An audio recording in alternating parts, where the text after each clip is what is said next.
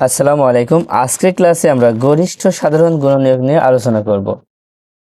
তো তোমরা তোমাদের গণিত বইয়ের 41 পৃষ্ঠা বের করো। দেখো প্রথমেই লেখা আছে গরিষ্ঠ সাধারণ গুণনীয়ক। এর অর্থ হচ্ছে গসাগু নির্ণয় করতে হবে। গসাগু, এই গসাগুর পূর্ণ রূপ হচ্ছে গরিষ্ঠ সাধারণ গুণনীয়ক।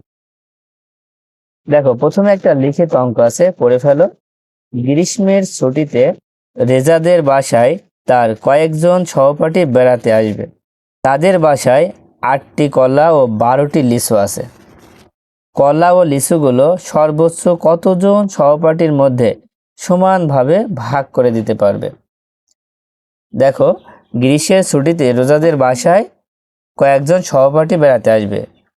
তো তাদের জন্য 8টি কলা ও 12টি লিচু আছে তাদের জন্য। এখন এই কলা ও লিচুগুলো সর্বোচ্চ কতজন সহপাঠীর মধ্যে সমানভাবে ভাগ করে দিতে পারবে? তাহলে এটা কি হবে?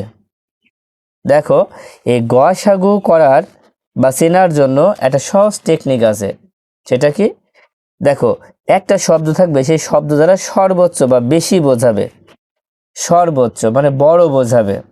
তো সর্বোচ্চ বোঝালে গসাগু করব, সর্বাধিক বোঝালে গসাগু করব, তারপরে বৃহত্তম বলতে পারে, বেশি বোঝাতে পারে, এগুলো বললে কি আমরা গসাগু করব।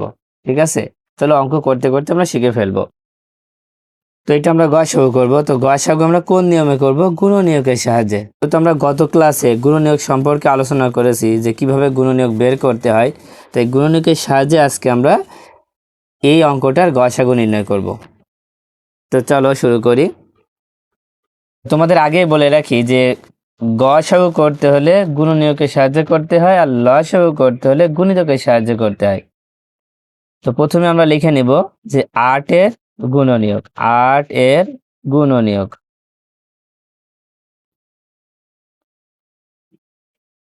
তো তোমরাই বলো 8 এর গুণনীয়ক আমরা কিভাবে বের করব? গুণনীয়ক হচ্ছে এই 8 কে কোন কোন সংখ্যা দিয়ে ভাগ করা যায়। আচ্ছা, 1 দিয়ে ভাগ করা যায়। দেখো 8 অক্ষে 8, তার মানে 1 আর 8 দুইটাই হচ্ছে। তারপরে 2 দিয়ে ভাগ করা যায়।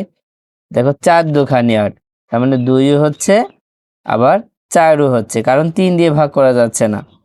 তারপরে কত হচ্ছে? 8 দিয়ে হচ্ছে। তাহলে 8 এর গুণনীয়ক হচ্ছে 1 2 4 8। তোমরা আর একভাবে করতে পারো। কিভাবে? একটা রাফ করতে পারো। দেখো রাফটা কিভাবে করবা। ধরো আমরা 8 লিখলাম, 8 লিখলাম হচ্ছে 8 অক্ষে 8। তারপরে দেখো আবার আমরা একের পরে 2 দিয়ে হয় না, 2 দিয়েও হয়। দেখো 4 দুখানি 8, আমরা এখানে গুণ অবস্থায় লিখলাম 4 দুখানি 8। আর কি হচ্ছে? আর কিন্তু হচ্ছে না। হ্যাঁ, 1 2 4 8। তো এখানে আমরা যে সংখ্যাগুলো পেয়েছি এখানে লিখে দিলাম 1 2 4 8। এটা কিন্তু খুব সহজ। তারপরে আছে কি 12 এর গুণনীয়ক। 12 এর গুণনীয়ক।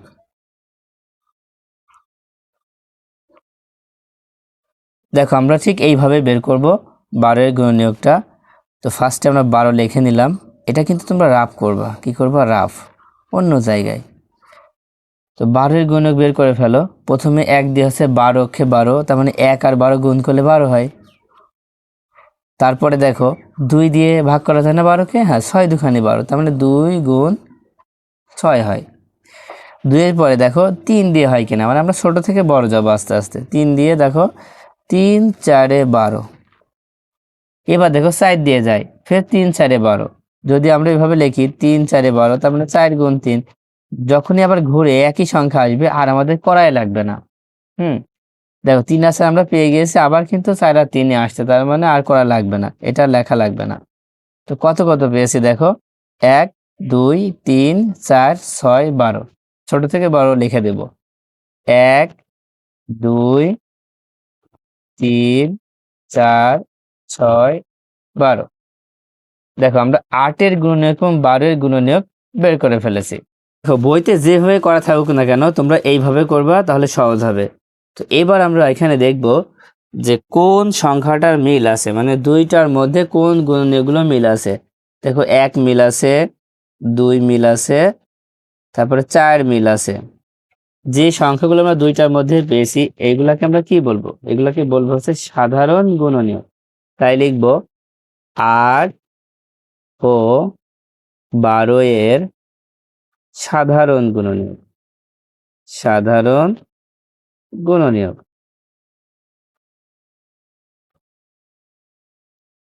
কোনগুলো পেয়েছি? 1 2 4। এখানে লিখে দাও 1 2 4। এখন এই তিনটার মধ্যে, তিনটায় তো আর গসাগু হবে না, একটা গসাগু হবে। তো গসাগু কোনটা হবে? দেখো, আমরা যে সাধারণ গুণনীয়ক পেয়েছি তার মধ্যে সব থেকে বড় যেটা, সব থেকে বড় হচ্ছে 4। এই 4টা হবে গসাগু। তাই লিখবো অতএব 8 ও 12 এর গসাগু কত হবে? এই 4 হবে। তাহলে আমরা গসাগু বের করে ফেলেছি। এখন উত্তর কি লিখব? বলা হচ্ছে যে কলা ও লিচুগুলো সর্বোচ্চ কতজন সহপাঠীর মধ্যে সমানভাবে ভাগ করে দিতে পারবে?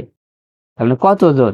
আমরা 4 জন পেয়েছি, আমরা 4 জন সহপাঠীর মধ্যে সমানভাবে ভাগ করে দিতে পারবে। তো উত্তরটা তোমরা এভাবে লিখতে পারবা যে কলা ও লিচু 4 জন সহপাঠীর মধ্যে